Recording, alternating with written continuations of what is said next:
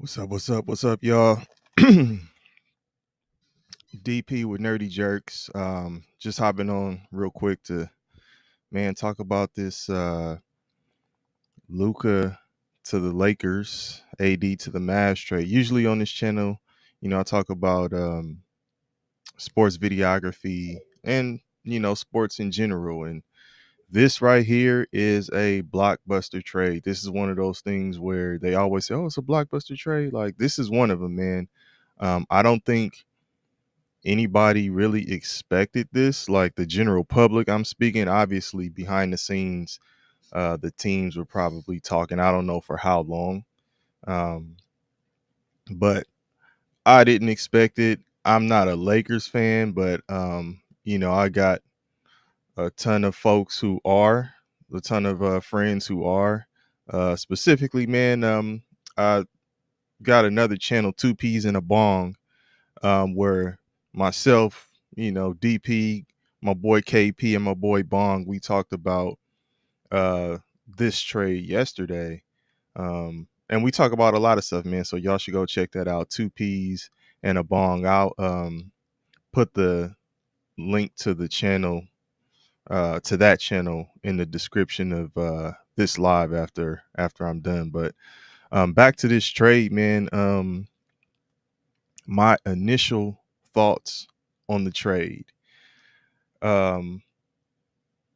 AD was actually hooping, man. Like he was playing really well. I think this is a point where he has been the most consistent and even shown the most durability. Um, since he's been with the Lakers. Uh, it hasn't been a fruitless situation with him. They got the bubble championship. I don't know how folks look at that. I don't necessarily put that on the same level as the other ones, but there are people who are saying that it's, it was harder to get or whatever. But anyway, a championship is a championship, and AD did help the Lakers get one. So he has been a big part of what they're doing. And specifically, he anchored because he's traded now. He anchored their defense. Um, and let's be honest, I mean, bringing Luka in, he's not known as a defensive player. So the main question I have is how will the Lakers match up with other teams defensively? Um, they can't necessarily go big.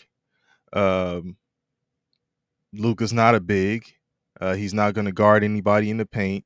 You take AD away, then the question is examine who the bigs are for the Lakers now.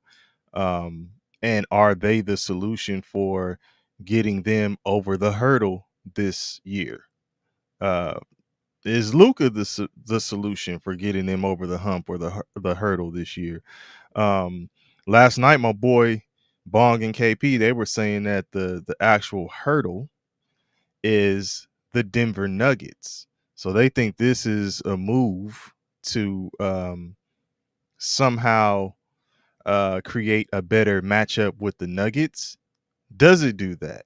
Does it create a better matchup for them? And I'm not saying that they're necessarily saying it does, but they're saying the Lakers are making moves so they can match up better with the Denver Nuggets.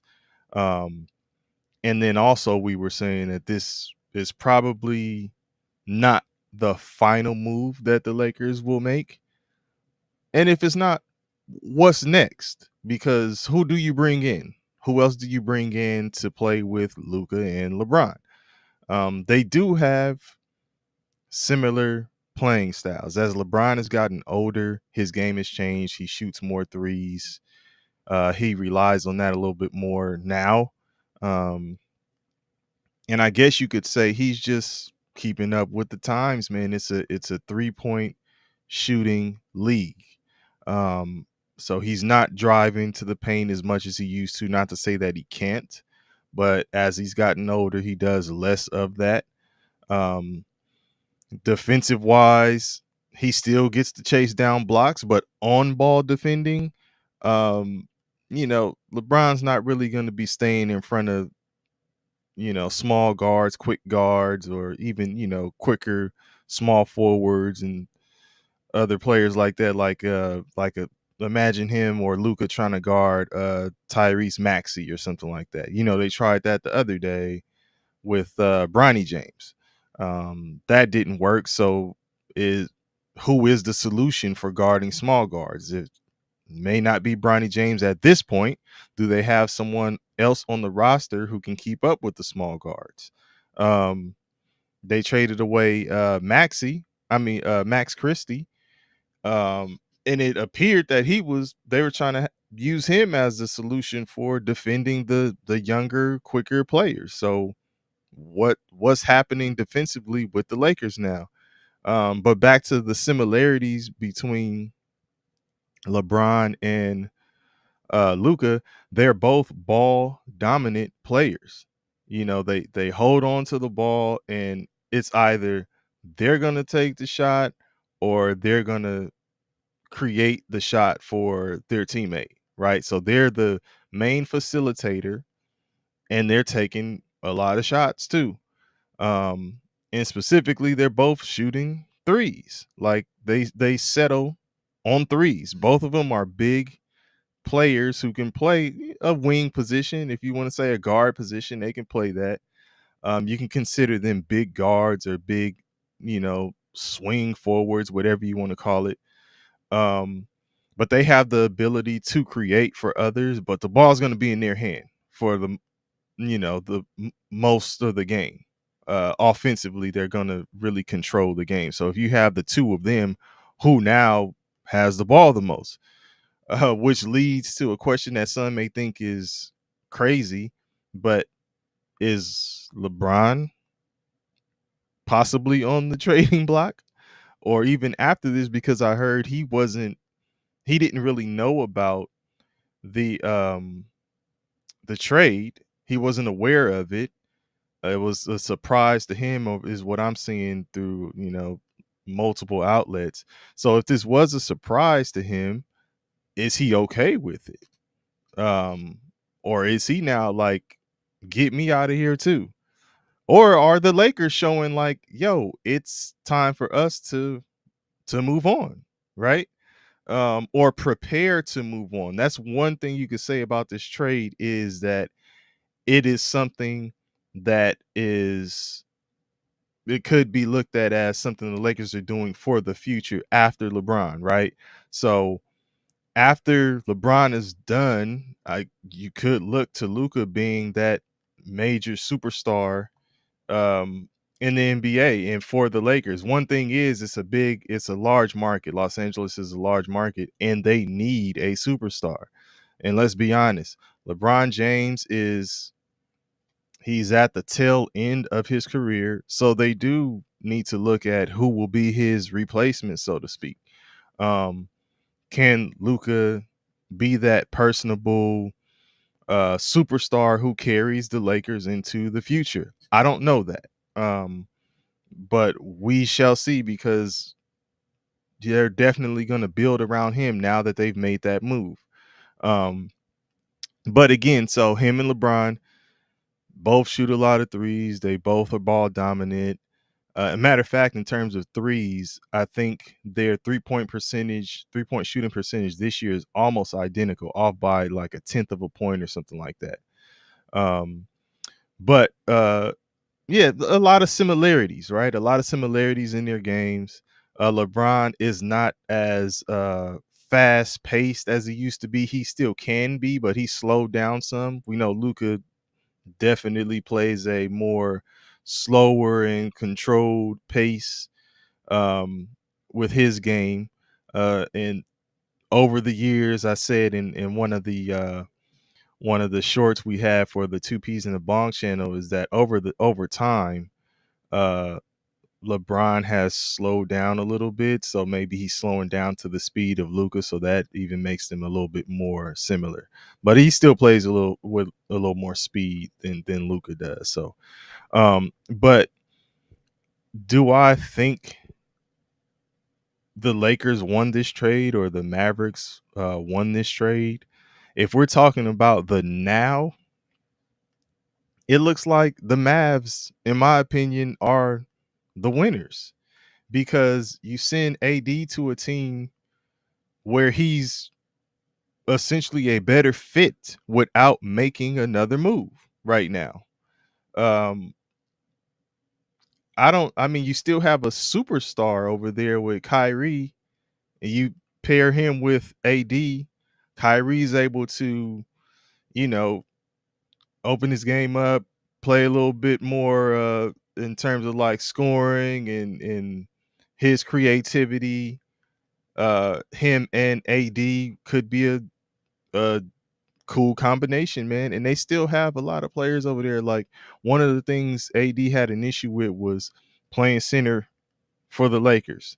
Um, it's my understanding he preferred to play like that stretch four, right? But you have um what Lively over there with the Mavs. So he can play center. There's a couple other guys on their roster. Let me look up the Mavericks roster. Um, but there's a couple other guys over there that will allow him to play the four, the stretch four. He doesn't have to necessarily, play center. Let's see here. So yeah, Daniel Gafford is still there. Um, you still have Lively, as I said. So you could and Dwight Powell. So you got Powell, Lively, and Gafford. So those three, you know, they can play down low, right? And then you can allow AD to still be that stretch four, and possibly sometimes he may play center as well, depending on the matchups and how the flow of the game goes. But um, they can. When I said I don't know if the Lakers can go big, the Mavs can. They can definitely do it. Um, they still got some talent over there, man. Spencer Dinwiddie. I like Dinwiddie's game. He's there. Again, they got Max Christie. He's a 6'5" guard. He can play against, some of those young, lively guards. Try to keep up with them. Let's not forget PJ Washington is still there. He's playing the four. Maybe if you're trying to go big, you can put him at a three, Klay Thompson at the two, Kyrie at the one, and then go with AD and Lively or an AD and Gafford combination, something like that. But they got some guys to put in the rotation that will make them something to deal with, man. So I would say right now, um, I think the Mavericks have won the right now. The Mavericks have won the right now. Um, but overall, obviously, the trade just happened. We're talking about it hasn't even been a full day, right? So um, you have to see how it plays out in the future, right? You Luka is a great player, so he's only 25. But I would ask, man, he's only 25, but that's a well worked, well used 25, right? He's battled some injuries. Um, not the freshest, I would say. He's injured now, right? Dealing with a calf injury. And this is also something I'm going to say, two peas in the bong, the other channel. Again, this is also something we talked about. Um, what what happened to the days where you couldn't trade an injured player? I thought if a player was injured, they couldn't be traded at the time, right? They had to clear um, the physicals and all of that kind of stuff. So, I mean, AD had an injury too, right? Something with his pinky, and then Doncic is dealing with something with his calf, but they still made the trade. So I don't know. I don't know what's going on there. But I took a quick look at the Mavericks roster, Lakers roster, man. You got Luka, Dorian Finney-Smith, Rui Hachimura, Jackson Hayes, Bronny James, LeBron James, Maxi Kleber, Ooh, I don't know, man. This is not Dalton Connect, Austin Reeves, Markeith Morris, Cam Reddish, Jared Vanderbilt. Still got Gabe Vincent, Christian Wood. Does that sound like no disrespect to any of them? Does that sound like a championship roster to you?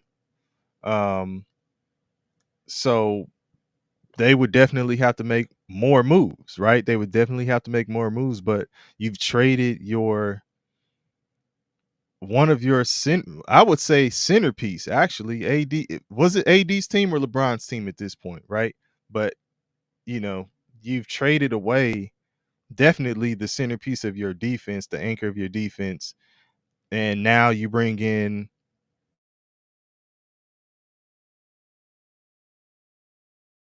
have around him right now. Is that gonna work? I'm not so sure that it will, but um, you know, I'd like to hear some other folks' initial thoughts on this, man. Again, I'm gonna call Dallas the winner for now. But depending on what the Lakers do, they could be the ones who are the winners of this for the future. Um, Again, man, on this channel, I speak about sports videography. I speak about sports. So this, I just felt the need to jump on here and talk about this one, man, because it's a crazy trade. But as far as sports talk goes, you can catch me on the Two Peas and a Bong channel with my boy Bong and my boy KP. And we break a lot of this stuff down, man. But yeah, man, rock with your boy on here. Sports videography. I'm posting highlights, a lot of high school highlights, junior college highlights, and I'm just talking sports in general, man. So rock with me, man. I appreciate y'all.